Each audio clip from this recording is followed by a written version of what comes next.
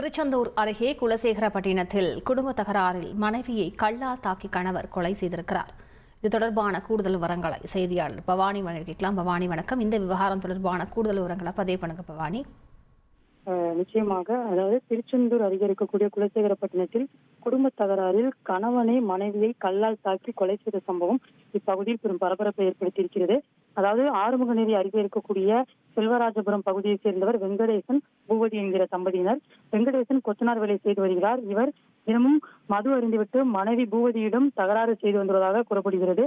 இதற்கிடையில் ஆறுமுகநேரியில் குடியிருந்த வீட்டிலிருந்து இடம் மாறி 5 மாதங்களுக்கு முன்பு குலசேகரப்பட்டினத்தில் இருக்கக்கூடிய அரசு மாணவியர் விடுதி தெருவில் குடியிருந்து வந்திருப்பதாக தெரிந்திருக்கிறது.